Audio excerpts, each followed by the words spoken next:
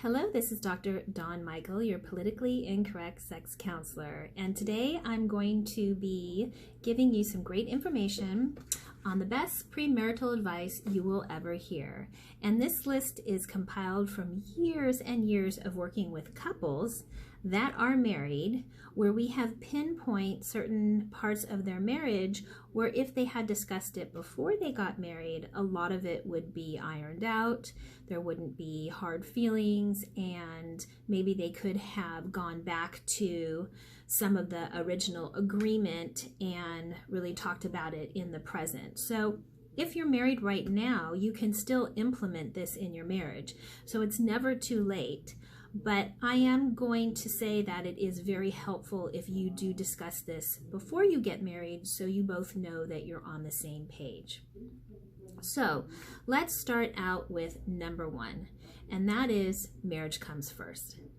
And sometimes as marriage goes along, especially if you have children or business or even friends, we forget that the marriage starts first and anything after that comes after. And the marriage is bigger than two people, okay? And with children, sometimes one person will say, oh, the children come first, or the other will say maybe they don't. But the reality is if you don't have the marriage, then the whole entire system falls. The family falls. So the marriage always has to come first, and you always have to be a team and a partner and work on your marriage, okay? That's another fallacy that I'm going to be going over. Actually, I'm just going to go over it now, is that once you get married, that you stop working on your marriage. And this is a complete fallacy, because you have to continue to nurture your marriage. You have to continue to be your partner's best friend, to be their cheerleader, to help them when they're down. Some of the most successful marriages are those where the couple have gone through a hard time together. They came out of it and it brought them even closer.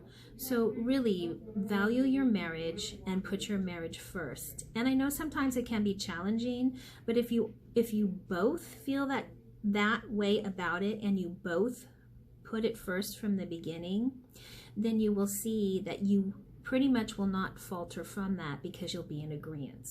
So that's very important.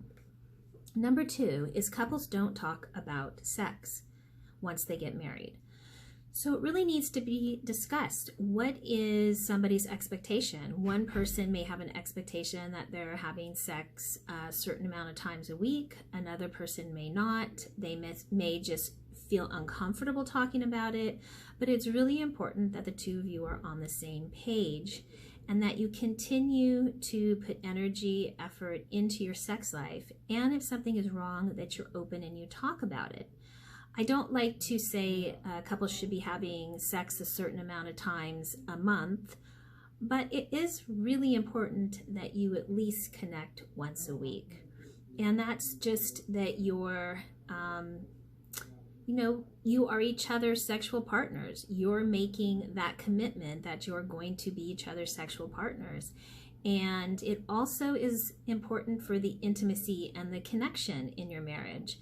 And I often say to both couples, women sometimes, as time goes on, for them there's sex outside the bedroom, and for men there's sex inside the bedroom. Meaning that for a lot of men, when they have sex with their wife, that is how they feel the love, that connection. And when they don't have it, they start to feel distant from their wife, resentful.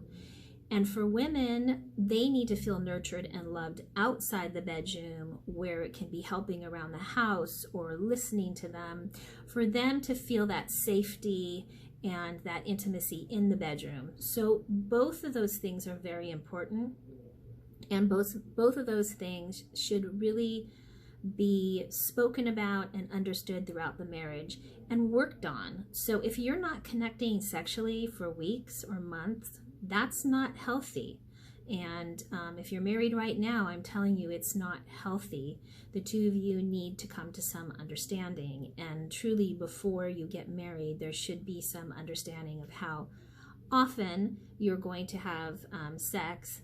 And I will say, of course, having kids or some type of illness, or perhaps your body has changed and sex becomes painful for some reason, or you don't feel desire, you still have to figure out how to resolve that. It doesn't mean you just stop. It means that you work on the problem, figure out how to resolve it, and then resume.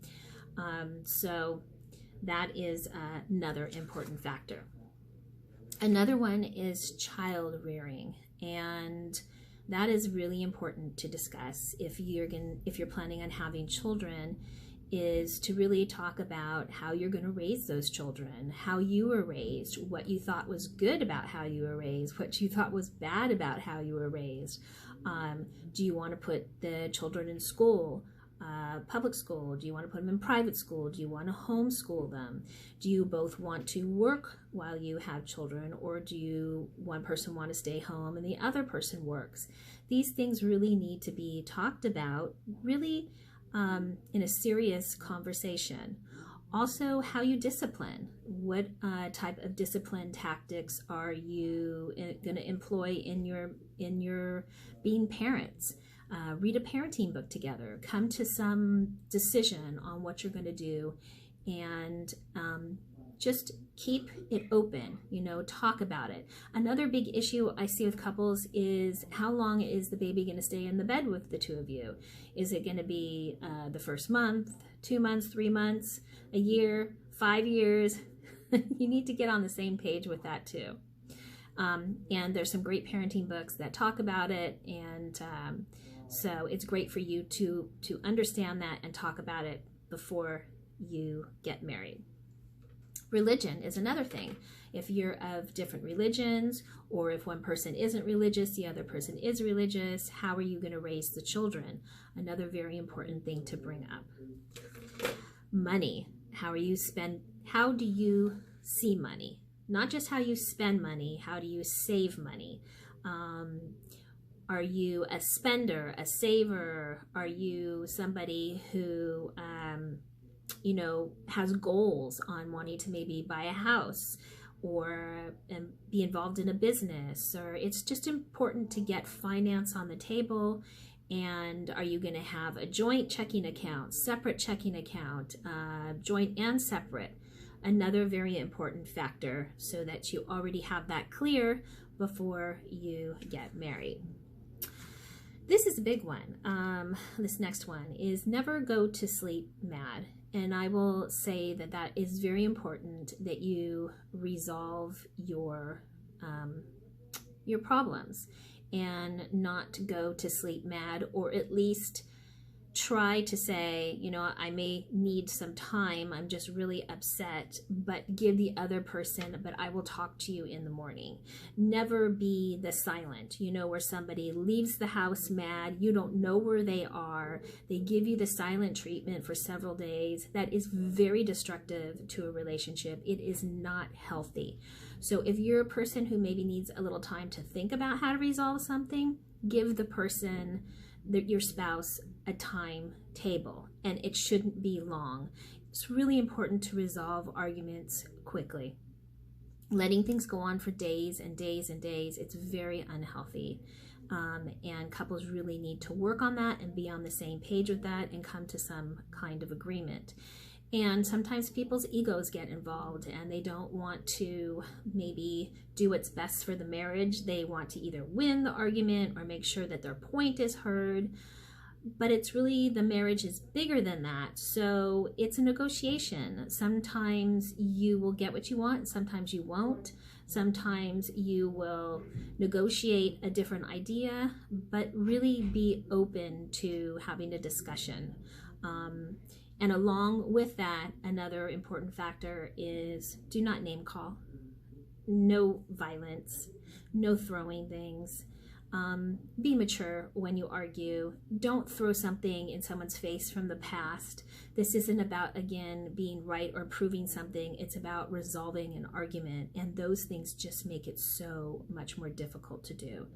And name calling is actually bullying. Screaming is bullying. That just shows that you don't want to resolve the problem. It just means that you want to be right. And that is not healthy, nor is that putting the marriage first. That's just putting your ego there, and it's also very immature behavior. So if that's going on in your marriage, then you guys really need to address that. Respect. Respect is so important, that you have respect for one another, and that goes along with the name calling, obviously, but it also has to be with, if you say you're going to do something, do it, and if you can't do it, give an explanation for why you can't do it. Respect your spouse's ideas. You know, maybe they like something and you don't like it. Don't put them down for it or think that you're always right. Have respect for their ideas. It might be something different. Respect, you know, the way that they do certain things. It's just mutual respect is really important in a relationship. And lastly, another one that's super important is be your spouse's best friend. You know, sometimes in marriage, people even come into my office and say, well, I love my spouse. And I'll say to them, okay, but do you like your spouse? They say, no, I actually don't. And that's where the problem begins. You know, you really have to work on a friendship in your marriage and a partnership and being your spouse's cheerleader. You know, if they're having a bad day or maybe they've even done something great, be excited for them, cheer them on. Oftentimes we're more apt to tell our spouse what they've done wrong or put them down. The more that you do that, the more resentment builds, and the more they're not going to want to tell you anything. You know, who wants to come home to an angry spouse or a spouse that is putting them down or not being happy for their achievements? So be cognizant of how you're responding and really think about being each other's best friends and picking out hobbies and things that you like to do together and having a date night so that the two of you remember what it was like when you dated. So all of those things are so important when you're going into a marriage and when you're having a commitment with someone for the rest of your life. Remember, things pass. You know, if you're mad at them, arguments pass. And the more that you say good things about your spouse and you lift them up, maybe once in a while when something is bad, it's not as big of a deal because you already have kind of that bank, that savings account full of, I love you, you're nice, I appreciate you, you've done this, you know, and it's kind of full of you doing that. And then once in a while, if something goes wrong, it's not tragic. It's not a big deal because you two have spent time really lifting each other up and loving each other and putting the marriage first just before your individual needs. So I hope that this has helped you if you are a young couple looking to get married, if you're on your second marriage, third, whatever. If you're still married and you're going through problems, these are things that I have seen really come out when I'm counseling people. And if you can discuss this before you get married, it's super helpful. All right, you guys, as you know, I believe everyone deserves to have a healthy sex life, and so do you. Please subscribe to my channel, share my videos, give me a thumbs up, and leave your comments. Have a fabulous day.